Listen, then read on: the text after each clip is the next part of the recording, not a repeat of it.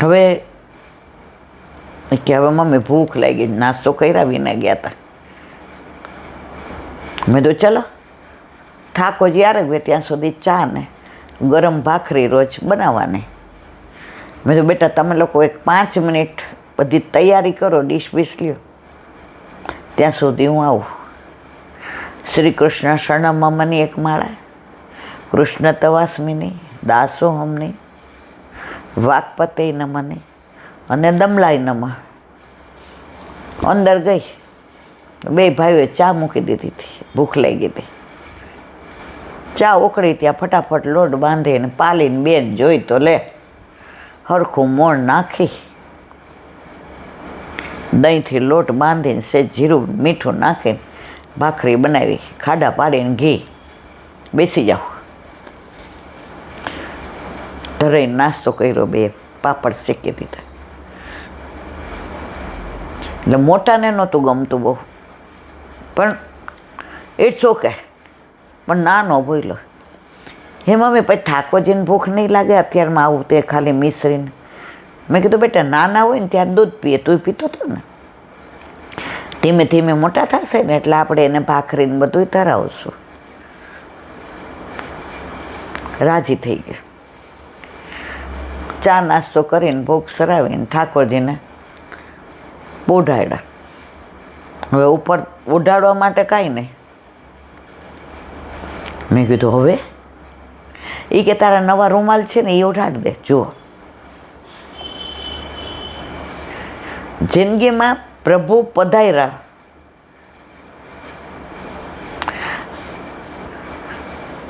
એનો જે આનંદ હતો, પરમાનંદ હતો, ઘરનું વાતાવરણ ફરી ગયું. પછી ટેરો કરી દીધો, નાનું એવું મંદિર. પછી બહાર આવ્યા એટલે મેં કીધું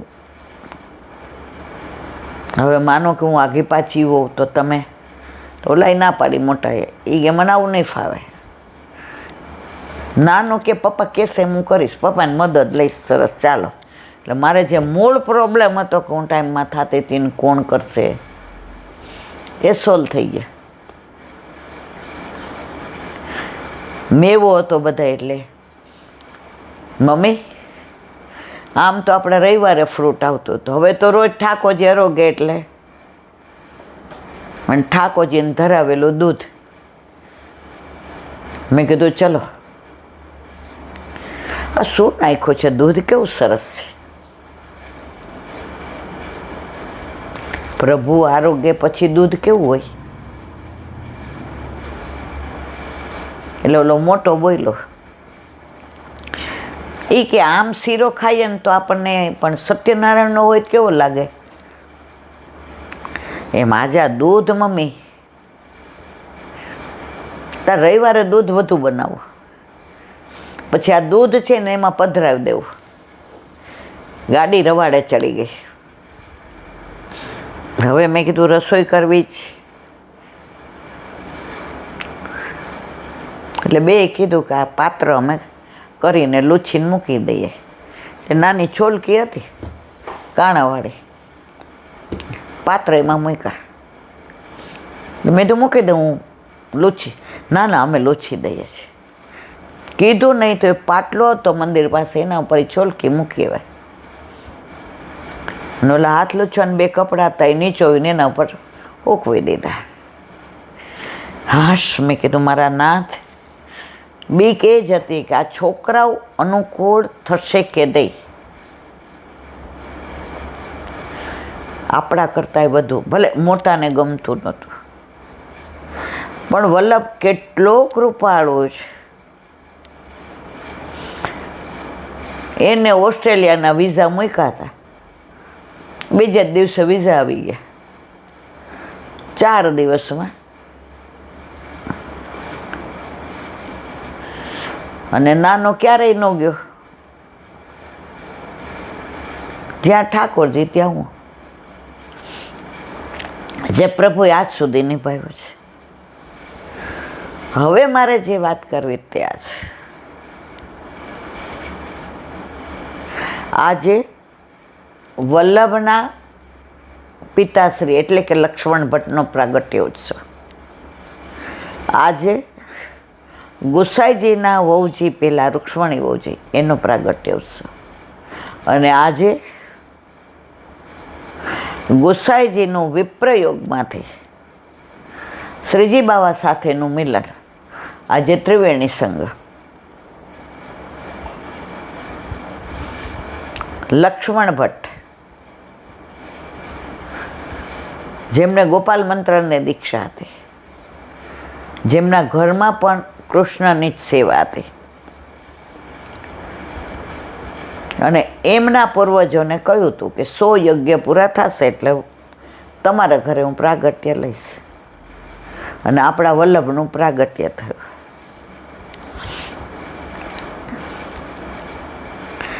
એટલે એમનો પ્રાગટ્ય ઉત્સવ વલ્લભ કેવા સરસ રીતે બનાવે. બીજું, ગુસાઈજી પરમ દયાળ. જો આપણે જે બોલાવીએ ને તો વલ્લભાધીશ કી જય. બધાનું આગળ કાંઈક, પણ ગુસાઈજી પરમ દયાળ કીધે. એના જેવા પરમ દયાળ, ગમે એટલા ગુના કર્યા હોય આપણે, ગમે એટલી ભૂલ કરી હોય, જે અક્ષમ્ય હોય, ક્ષમા ન કરી શકાય એવી હોય, એવી ભૂલ પણ ગુસાઈજી ક્ષમા કરી દે. ઓલો ખવાસ ગુસાઈજીનો પ્રાગટ્ય ઉત્સવ હતો અને બધાય સેવકો હીરા ને મોતી ને માણેક ને લઈને આવ્યા હતા. એટલે આટલી મોટી ગોલક હતી, એમાં બધું પધરાવે. ગુસાઈજીએ સાંજે કીધું ખવાસને, આ ગોલક સૈયા મંદિરમાં મૂક્યા. ઉચકી તો ઉચકાય નહીં, માંડ માંડ ઉચકાને. મનમાં કુભાવ આવ્યો, આ એક લઈને વયો જાઓ, મારી 71 પેઢીને કમાવજે, હું ન રહે, અછો અછો થઈ જાય. ગુસાઈજી તો અંતર્યામી, પૂર્ણ પુરુષોત્તમ.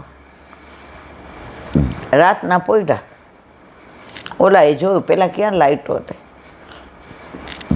હવે વાંધો નહીં. અને હું તો ગુસાઈજીનો ખાસ ખવાસ, એટલે મને કોઈ રોકે નહીં. ઉચકીને માથે ચડાવવા ગયો પણ ચડે નહીં, કારણ કે એટલા તો સોના ચાંદી ને હીરા ને મોતી ને ઝવેરાત. ગુસાઈજી કે ઉભર હું ચડાવું, એકલા નહીં થાય. ઓલો એવો પેટીના વિચારમાં તો ગુસાઈજીએ ચડાવી. એ કે આ બાજુથી જાજે, ઓલી બાજુથી દરવાન તને જવા નહીં દે. ઓલો પેટીના વિચારમાં એવો તન્મય હતો, બહાર નીકળી ગયો. અડધે જઈને પાછો અરર, આ મેં શું કર્યું? ગુરુ દ્રવ્ય, દેવ દ્રવ્ય, દીકરીનું,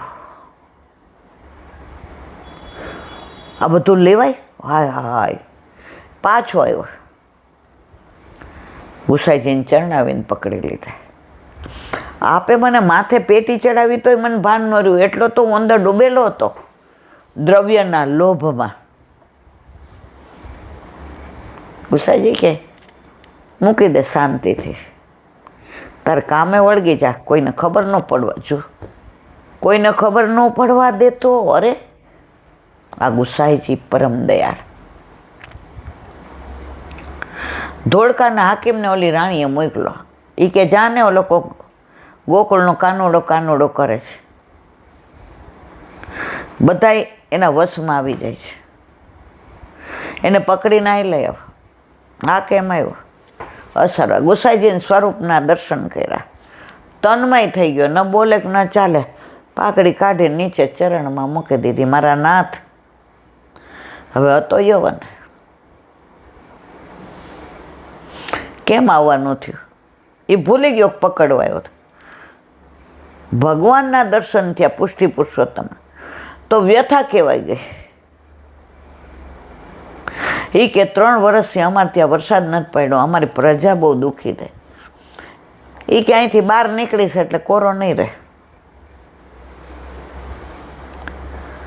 ઓલાએ કીધું મારા ઉપર કાંઈક એવી કૃપા કરો ને, હું આપને કદી ના ભૂલું.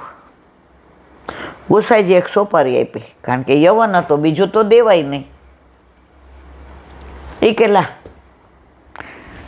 એની જે ટોપી હતી ને પાઘડી એમાં હાંચવીને મૂકી દીધી.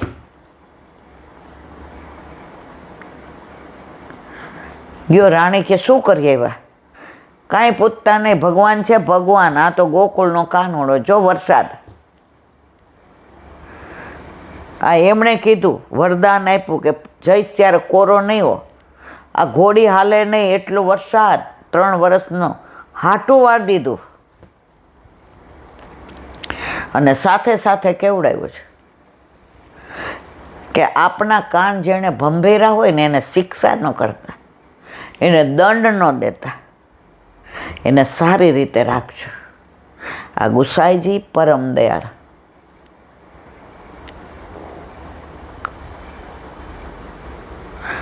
હજી તો ઘણી વાતો કરીશ વિપ્રયોગની. આજે આપણે આનો જ સત્સંગ કરવાનો છે.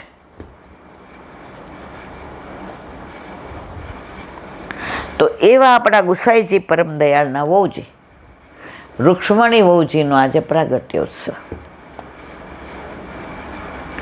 એટલા જ કૃપાળુ, એટલા જ દયાળુ. એકવાર હિંચકે બેઠા હતા તો ગુસાઈજીને પૂછ્યું, રૂક્ષ્મણી વહુજી, રાજા આપણા ભક્તોને આપ શું કરીને માનો છો? એ કે મારા શરીરનું એક એક અંગ છે. એ કે આપણી આંખો કા લાલ થઈ ગઈ છે, નેત્રો? એ કે મારા ચાચા હરિવંશને ઠેસ વાગી ને તો લોહી નીકળ્યું એટલે મારી આંખો લાલ છે. હે? ચાચા હરિવંશરાય આવ્યા. રૂક્ષ્મણી વહુજીએ પૂછ્યું, ચાચાજી કાવ ભયો? અરે ઠેસ વાગી લોહી નીકળ્યું, થઈ જશે. રૂક્ષ્મણી વહુજી અતિ પ્રસન્ન થયા કે દરેકને પોતાનો કરી જાણો રે, વલ્ભાખ્યાનમાં આવે છે. ત્યારે એવું હતું એવું ને, આજની તારીખમાં આપણને પોતાના કરીને જ જાણે. ગુસાઈજી હતા નહીં, વલ્લભ હતા નહીં, છે. આપણે અસારવા જઈએ તો આપણે પ્રતીતિ કરીએ સાક્ષાત છે. અરે એક રવિવાર ના જાવ ને તોય તમને આમ એમ થવા માંડે, અને પાત ઉપડે ઘરે આજ ગયા નહીં. અને અત્યાર સુધીનો મારો અનુભવ છે કે રવિવારે ક્યાંય બહારગામ હોઈએ તો એવી બેઠકમાં જઈએ જ્યાં ગુસાઈજી બિરાજતા હોય. એટલે એવું નથી કે આપણે ગુસાઈજીને યાદ કરીએ છીએ, ગુસાઈજી પણ આપણને યાદ કરે છે. એવા રૂક્ષ્મણી વહુજીનો પ્રાગટ્ય છે. અને ત્રીજું, 6 મહિનાનો વિપ્રયોગ. કૃષ્ણદાસ અધિકારી, પાયમ્મા ગુરુ અને પુરુષોત્તમલાલજી.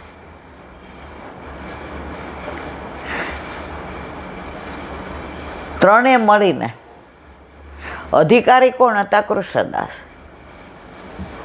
તો મંદિરમાં અંદર આવવા દેવાનો અધિકાર કોનો? કૃષ્ણદાસજીનો. આજની તારીખમાં પણ જે સેવામાં જાય તો મુખિયાજીને પૂછે આવું કે?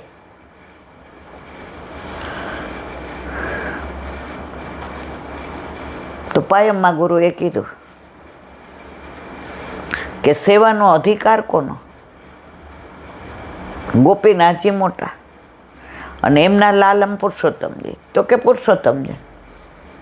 તો વિઠ્ઠલનાથજી કેમ શ્રીજી બાવાની સેવા કરે છે? થોડી ઉપર ઊભા રહ્યા કૃષ્ણદાસ અધિકારી. સેવા હવે પુરુષોત્તમજી કરશે. અધિકાર એમનો જ. ગુસાઈજી પરમ દયાળ એક શબ્દ ન બોલ્યા. સાચી વાત છે કૃષ્ણદાસ, આપ પર્વતથી નીચે પધારો. એટલો વિરહ થયો, ગોકુળ પાછા ના ગયા. ચંદ્ર સરોવર પર આવ્યા. અને ત્યાં વિપ્રયોગમાં બિરાય છે. જળ, દૂધ ને ફ્રૂટ સિવાય કશું જ લેવાનું નહીં. અને 9 વિજ્ઞપ્તિ લખી. એ વિજ્ઞપ્તિ અહીંયા આપણે કરી ગયા છીએ એટલે અત્યારે અનુસંધાન નથી કરતી. એ વિજ્ઞપ્તિમાં ચંદ્રાવલીજી સ્વરૂપે જે પ્રભુનો વિરહ થાય છે એ કે હવે તો મેઘની જેમ વર્ષો, આ ધરતીનું હૈયું ફાટી જાય છે, હવે વિરહ સહન નથી થતો. મને ખબર છે આપ એવો જ જવાબ આપશો કે મેઘને આવવાનો સમય થશે ત્યારે આવશે, આપણા કહેવાથી વહેલો નહીં આવે. છતાં પણ મારાથી આપના વિના રહેવાતું નથી. શ્રીજી બાવા પણ ગુસાઈજી વિના રહી નહોતા શકતા એટલે બારીમાં ઊભા રહીએ અને ગુસાઈજી અહીંથી ચંદ્ર સરોવર પર આજની તારીખમાં એ બારીના દર્શન થાય છે. અને ગિરિરાજજી ઉપર એકવાર જવાય આજ્ઞા લઈને તો એ બારી ત્યાંથી આપણને ચંદ્ર સરોવર પર દેખાય છે. કૃષ્ણદાસ અધિકારીને ખબર પડી, એણે બારી બંધ કરી દીધી. રામદાસ પિતરિયા પાનના બીડા માળાજી લઈને આવતા પ્રસાદી ગુસાઈજી માટે. ગુસાઈજી વિજ્ઞપ્તિ કાગળમાં લખીને મોકલાવતા અને શ્રીજી બાવા